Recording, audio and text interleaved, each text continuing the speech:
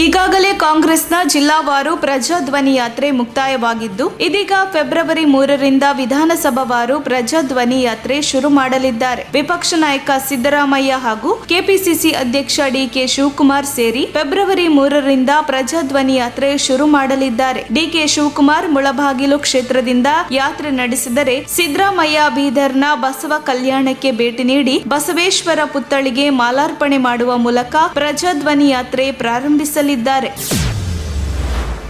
ಬೆಂಗಳೂರು ಮಹಾನಗರ ಸಾರಿಗೆ ಸಂಸ್ಥೆಯ ವ್ಯವಸ್ಥಾಪಕ ನಿರ್ದೇಶಕಿ ಸತ್ಯವತಿ ವಿರುದ್ಧ ಬಿಎಂಟಿಸಿ ಚಾಲಕರೊಬ್ಬರು ರಾಜ್ಯಪಾಲರಿಗೆ ಪತ್ರ ಬರೆದಿದ್ದಾರೆ. ಬಿಎಂಟಿಸಿ ಎಂಡಿ ಸತ್ಯವತಿಯನ್ನ ಅಮಾನತು ಮಾಡುವಂತೆ ಪತ್ರದಲ್ಲಿ ಕೇಳಿಕೊಂಡಿದ್ದಾರೆ. ರಾಜ್ಯಪಾಲರು ಸೇರಿದಂತೆ ಸಾರಿಗೆ ಇಲಾಖೆ ಪ್ರಧಾನ ಕಾರ್ಯದರ್ಶಿ, ಕಾರ್ಮಿಕ ಇಲಾಖೆ ಆಯುಕ್ತರಿಗೆ ದೂರಿನ ಪತ್ರ ಬರೆದಿದ್ದಾರೆ. ಸಂಸ್ಥೆಯಲ್ಲಿ ನಡೆಯುತ್ತಿರುವ ಅಕ್ರಮದ ಬಗ್ಗೆ ದೂರು ನೀಡಿದರೆ, ದೂರು ನೀಡಿದ ಡ್ರೈವರ್ಗೆ ಅಧಿಕಾರಿಗಳು ನೋಟಿಸ್ ನೀಡುತ್ತಿದ್ದಾರೆ. ಬಿಎಂಟಿಸಿ ಸಂಸ್ಥೆ ಸಾಕಷ್ಟು ನಷ್ಟದಲ್ಲಿದೆ. ಈ ನಷ್ಟಕ್ಕೆ ಮುಖ್ಯ ಕಾರಣ ಸಂಸ್ಥೆಯ ಅಧಿಕಾರಿಗಳು ಮತ್ತು ಆಡಳಿತ ಸಿಬ್ಬಂದಿ ತಮ್ಮ ವೈಯಕ್ತಿಕ ಹಿತಾಸಕ್ತಿಗಾಗಿ ಸಂಸ್ಥೆಯನ್ನ ಬಲಿಪಶು ಮಾಡುತ್ತಿದ್ದಾರೆ. ಆರ್ಟಿಐ ಅಡಿಯಲ್ಲಿ ಮಾಹಿತಿ ಪಡೆದು ಅಧಿಕಾರಿಗಳ ವಿರುದ್ಧ ಎಂಡಿಗೆ ದೂರು ನೀಡಿದರೂ ಯಾವುದೇ ಪ್ರಯೋಜನವಾಗಿಲ್ಲ ಎಂದು ಚಾಲಕರೊಬ್ಬರು ಬೇಸರ ವ್ಯಕ್ತಪಡಿಸಿದ್ದಾರೆ.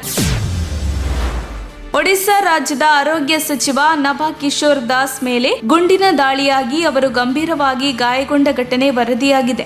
ಬ್ರಜಾ ರಾಜನಗರ್ನ ಗಾಂಧಿ ಚಕ ಎಂಬಲ್ಲಿ ಭಾನುವಾರ ಮಧ್ಯಾಹ್ನ 12:30ಕ್ಕೆ ಈ ಘಟನೆ ನಡೆದಿದೆ. ಪೊಲೀಸ್ ಅಧಿಕಾರಿ ಎಎಸ್ಐ ಗೋಪಾಲ್ ಚಂದ್ರ ದಾಸ್ ಅವರು ಸಚಿವರ ಎದೆಗೆ ಗುಂಡು ಹಾರಿಸಿದರೆಂಬ ಮಾಹಿತಿಯನ್ನ ಕೆಲ ವರದಿಗಳು ನೀಡಿವೆ. ಪ್ರಬಲ ಸಚಿವರಲ್ಲಿ ಒಬ್ಬರು ಎನಿಸಿರುವ ನಭಾ ದಾಸ್ ಅವರು ಕಾರ್ಯಕ್ರಮವೊಂದರಲ್ಲಿ ಪಾಲ್ಗೊಳ್ಳಲು ಕಾರಿನಿಂದ ಇಳಿಯುವಾಗ ನಭಾ ದಾಸ್ ಅವರ ಎದೆಗೆ 2 ಗುಂಡುಗಳು ಹೊಕ್ಕಿವೆ. ಗಂಭೀರವಾಗಿ ಗಾಯಗೊಂಡ ಅವರನ್ನ ಜರಾಸುಗುಡ ಆಸ್ಪತ್ರೆಗೆ ದಾಖಲಿಸಲಾಗಿದೆ. ಇದೇ ವೇಳೆ ಆರೋಪಿಯಾಗಿರುವ ಎಎಸ್ಐ ಗೋಪಾಲ್ ಚಂದ್ರ ದಾಸ್ ನನ್ನ ಬಂಧಿಸಲಾಗಿದ್ದು ವಿಚಾರಣೆ ನಡೆಸಲಾಗುತ್ತಿದೆ.